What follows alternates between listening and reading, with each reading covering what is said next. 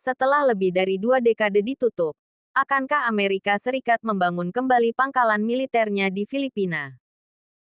Pemerintah Filipina dan Amerika Serikat menandatangani kesepakatan peningkatan kerjasama militer, tanggal 28 April tahun 2014. Kerjasama ini muncul menyusul sengketa antara Filipina dan China terkait kepemilikan Pulau Karang di Laut Cina Selatan.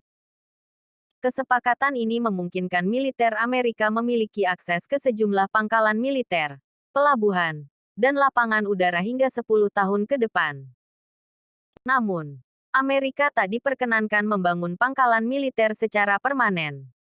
Kesepakatan ini menuai protes dari sebagian rakyat Filipina yang berdemonstrasi di Kedutaan Besar Amerika di Manila.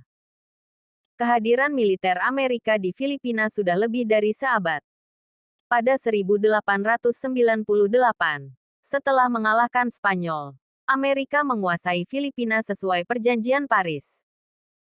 Rakyat Filipina di bawah Emilio Aguinaldo, yang memimpin perjuangan kemerdekaan Filipina dari tangan Spanyol, melancarkan perlawanan hingga 1902. Tapi militer Amerika terlalu besar untuk dikalahkan. Hal itu kolonialisme Amerika di Filipina, berlangsung hingga Jepang menguasai Filipina dalam Perang Dunia II, tulis Glenn P. Hastert dalam Encyclopedia of American Foreign Policy. Amerika kembali menggenggam Filipina ketika Perang Dunia hampir berakhir. Tapi gerakan kemerdekaan rakyat Filipina tak pernah berhenti. Melalui Perjanjian Manila, Amerika akhirnya memberi kemerdekaan kepada Filipina pada tanggal 4 Juli tahun 1946. Tapi cengkeraman Amerika terus berlanjut melalui perjanjian pangkalan militer yang ditandatangani kedua negara pada tanggal 14 Maret tahun 1947. Maka, Amerika pun membangun pangkalan Angkatan Laut Teluk Subic dan pangkalan Angkatan Udara Clark.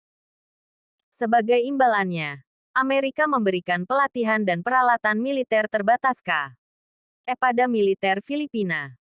Bagi Amerika, Filipina merupakan tembok terdepan di sebelah utara Asia Tenggara dari gempuran komunisme, terutama dari China. Apabila Filipina jatuh ke tangan komunis, menurut teori domino yang dianut Amerika, wilayah-wilayah di selatannya bakal mengikuti. Filipina juga merupakan garis pelindung Amerika di Pasifik dari serangan negara lain. Peran yang tak kalah penting adalah sebagai penjamin kepentingan ekonomi Amerika.